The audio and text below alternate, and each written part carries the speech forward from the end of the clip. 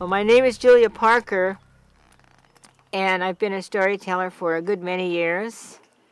I come from a tribe, Coast Miwok and Kashiapomo, and my birthplace was in Grayton, California. And as a young child growing up, I knew I was with my real people.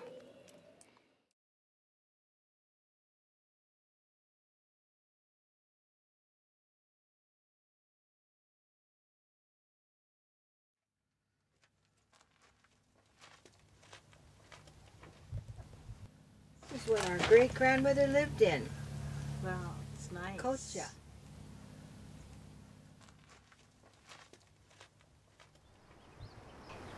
I never ever thought I would find my family. But it's always been there. There's always been people who care about us, as you might say. I started out being born in Grayton, California, never realizing that I was affiliated with the Coast Miwok people. But my foster mother always said to me, she says, don't ever forget who you are or where you came from. She says, you're a little Indian girl. And that's what's always stuck in my mind, you know. Not saying what particular tribe, you know, but you were a little Indian girl.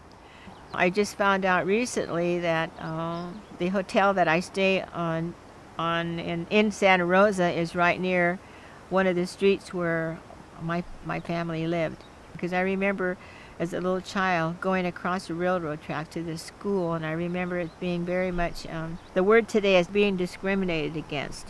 And I remember a lot of things, but then again, I think that, you know, that you don't have to look back at what happened. You want to look ahead. And sometimes when you look back, you get that little kind of scary feeling. But look ahead, because it's important now what's happening to all of our people. And here I sit right here in this beautiful place where our ancestors have sat here. And it just gives me a great feeling and privilege to be able to sit here and to be where they once were.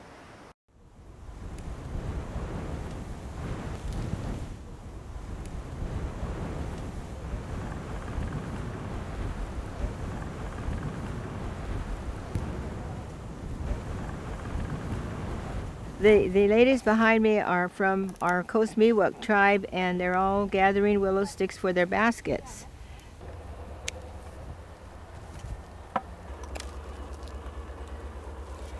When I teach them my way, I showed them, and you can see now they're just really going ahead and collecting on their own.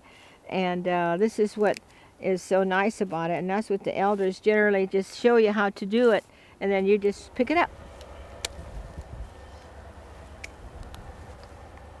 It's so nice to be able to have more women out here collecting, because sometimes you get a little bit lonely when you're by yourself and collecting your willows. And so hearing their voices and laughing, it just makes you feel like old time, old way. See how that's a nice one like that? Yeah.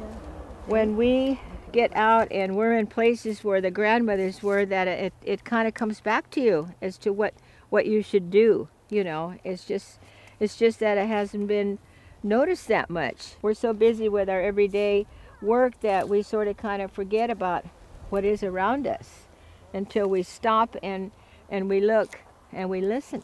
You know, listen to the plants, you know, or look at the plants and they wave at you and say, I want to be made into a basket. And then I would suggest too that you start to clean your willows as soon as you get them, because the leaves will get a little bit dry. It's a great privilege to be able to help any Native American woman to learn a little bit about the plants, but you know, most of all, I think that they learn about themselves, how they feel inside, and it just brings tears to my eyes when I like I'm watching. I just feel really happy that they want to learn.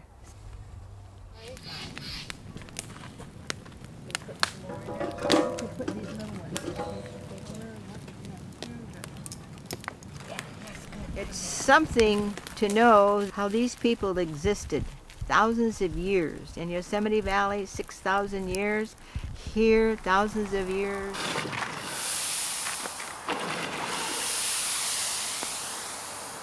And the foods that they ate were very good, healthy foods. Of course, no preservatives.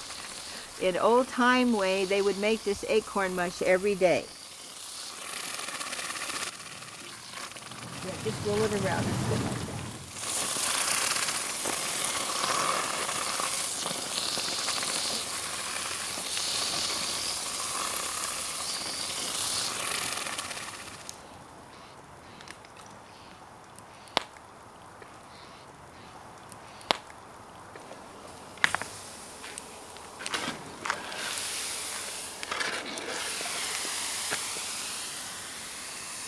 People will come to me and they'll be very negative. Oh, we feel sorry for the Indians. We feel sorry for what they did for you. And I let them talk. Because if I let myself bring them down to that level, then I'm siding with them, and I don't need to do that. We need to look ahead, and we need to help each other and take care of each other. We don't need